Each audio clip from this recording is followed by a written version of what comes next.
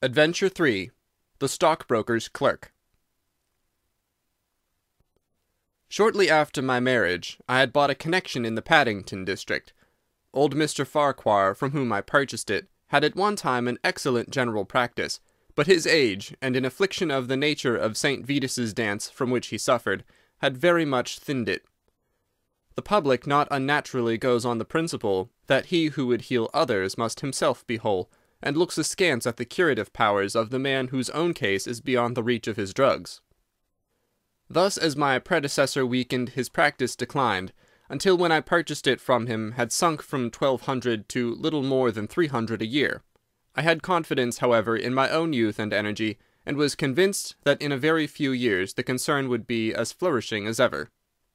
For 3 months after taking over the practice, I was kept very closely at work, and saw little of my friend Sherlock Holmes, for I was too busy to visit Baker Street, and he seldom went anywhere himself save upon professional business. I was surprised, therefore, when one morning in June, as I sat reading the British Medical Journal after breakfast, I heard a ring at the bell, followed by the high, somewhat strident tones of my old companion's voice. "Ah, my dear Watson," said he, striding into the room, "I'm very delighted to see you. I trust that Mrs. Watson has entirely recovered from all the little excitements connected with our adventure of the Sign of 4. "Thank you, we are both very well," said I, shaking him warmly by the hand. "And I hope also," he continued, sitting down in the rocking-chair, "that the cares of medical practice have not entirely obliterated the interest which you used to take in our little deductive problems." "On the contrary," I answered. "It was only last night that I was looking over my old notes and classifying some of our past results."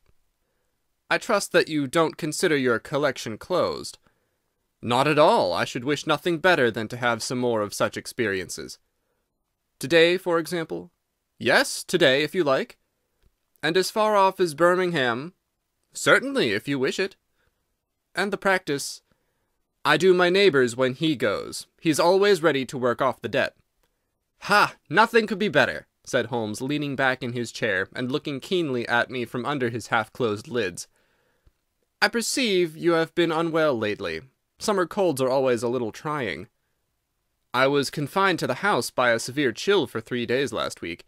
I thought, however, that I had cast off every trace of it." "So you have. You look remarkably robust." "How, then, did you know of it?" "My dear fellow, you know my methods." "You deduced it, then?" "Certainly." "And from what?" "From your slippers." I glanced down at the new patent leathers which I was wearing. "How on earth—" I began, but Holmes answered my question before it was asked. "Your slippers are new," he said. "You could not have had them more than a few weeks. The soles, which you are at this moment presenting to me, are slightly scorched. For a moment I thought they might have got wet and been burned in the drying, but near the instep there is a small circular wafer of paper with the shopman's hieroglyphics upon it. Damp would of course have removed this. You had then been sitting with your feet outstretched to the fire, which a man would hardly do even in so wet a June as this if he were in his full health." Like all Holmes' reasoning, the thing seemed simplicity itself when it was once explained. He read the thought upon my features, and his smile had a tinge of bitterness. "I'm afraid that I rather give myself away when I explain," said he. "Results without causes are much more impressive." "You are ready to come to Birmingham, then?" "Certainly. What is the case?" "You shall hear it all in the train. My client is outside in a four-wheeler. Can you come at once?" "In an instant." I scribbled a note to my neighbour, rushed upstairs to explain the matter to my wife, and joined Holmes upon the doorstep. "Your neighbour is a doctor," said he, nodding at the brass plate. "Yes, he bought a practice as I did." "An old established one?" "Just the same as mine. Both have been ever since the houses were built." "Ah, then you got hold of the best of the two." "I think I did, but how do you know?" "By the steps, my boy. Yours are worn 3 inches deeper than his. But this gentleman in the cab is my client, Mr. Hall Pycroft. Allow me to introduce you to him. Whip your horse up, cabby, for we have only just time to catch our train." The man whom I found myself facing was a well-built, fresh-complexioned young fellow, with a frank, honest face and a slight, crisp yellow moustache. He wore a very shiny top hat and a neat suit of sober black, which made him look what he was, a smart young city man, of the class who have been labelled cockneys, but who give us our crack volunteer regiments, and who turn out more fine athletes and sportsmen than any body of men in these islands. His round, ruddy face was naturally full of cheeriness, but the corners of his mouth seemed to me to be pulled down in a half-comical distress. It was not, however, until we were all in a first-class carriage and well started upon our journey to Birmingham, that I was able to learn what the trouble was which had driven him to Sherlock Holmes. "We have a clear run here of 70 minutes," Holmes remarked. "I want you, Mr. Hall Pycroft, to tell my friend your very interesting experience, exactly as you have told it to me, or with more detail if possible.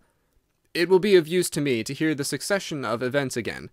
It is a case, Watson, which may prove to have something in it, or may prove to have nothing, but which, at least, presents those unusual and outre features which are as dear to you as they are to me. Now, Mr. Pycroft, I shall not interrupt you again." Our young companion looked at me with a twinkle in his eye. "The worst of the story is," said he, "that I show myself up as such a confounded fool. Of course it may work out all right, and I don't see that I could have done otherwise, but if I'd lost my crib and get nothing in exchange, I shall feel what a soft Johnny I've been. I'm not very good at telling a story, Dr. Watson, but it's like this with me. I used to have a billet at Coxon and Woodhouse's, of Draper's Gardens, but they were letting early in the spring through the Venezuelan loan, as no doubt you remember, and came a nasty cropper. I'd been with them 5 years, and old Coxon gave me a ripping good testimonial when the smash came, but of course we clerks were all turned adrift, the 27 of us. I tried here and tried there, but there were lots of other chaps on the same lay as myself, and it was a perfect frost for a long time. I'd been taking £3 a week at Coxon's, and I'd saved about 70 of 'em, but I soon worked my way through that, and out of the other end. I was fairly at the end of my tether at last, and could hardly find the stamps to answer the advertisements or the envelopes to stick 'em to. I'd worn out my boots paddling up office stairs, and I seemed just as far from getting a billet as ever. At last I saw a vacancy at Mawson and Williams, the great stockbroking firm in Lombard Street. I dare say E.C. is not much in your line, but I can tell you that this is about the richest house in London. The advertisement was to be answered by letter only. I sent him a testimonial and application, but without the least hope of getting it. Back came an answer by return, saying that if I would appear next Monday, I might take over my new duties at once, provided that my appearance was satisfactory. No one knows how these things are worked. Some people say that a manager just plunges his hand into the heap and takes the first that comes. Anyhow, it was my innings that time, and I don't ever wish to feel better pleased. The screw was £1 a week rise, and the duties just about the same as at Coxon's. And now I come to the queer part of the business. I was in diggings out Hampstead Way, 17 Potter's Terrace. Well, I was sitting doing a smoke that very evening after I had been promised the appointment, when up came my landlady with a card which had Arthur Pinner, financial agent, printed upon it. I had never heard the name before, and could not imagine what he wanted with me, but of course I asked her to show him up. And he walked, a middle-sized, dark-haired, dark-eyed, black-bearded man with a touch of sheeny about his nose. He had a brisk kind of way with him, and spoke sharply like a man who knew the value of time. "Mr. Hall Pycroft, I believe," said he. "Yes, sir," I answered, pushing a chair towards him. "Lately engaged at Coxon and Woodhouse's?" "Yes, sir." "And now on the staff of Mawson's?" "Quite so." "Well," said he, "the fact is that I have heard some really extraordinary stories about your financial ability. You remember Parker, who used to be Coxon's manager? He can never say enough about it." Of course I was pleased to hear this. I'd always been pretty sharp in the office, but I'd never dreamed that I was talked about in the city in this fashion. "You have a good memory," said he.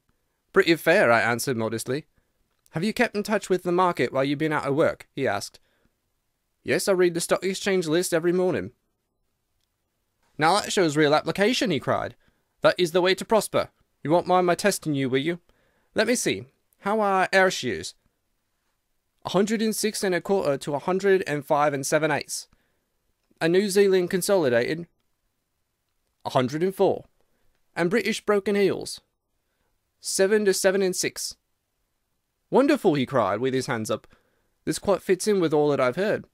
My boy, you are very much too good to be a clerk in Mawson's." This outburst rather astonished me, as you can think. "Well," said I, "other people don't quite think so much of me as you seem to do, Mr. Pinner. I had a hard enough fight to get this berth, and I'm very glad to have it."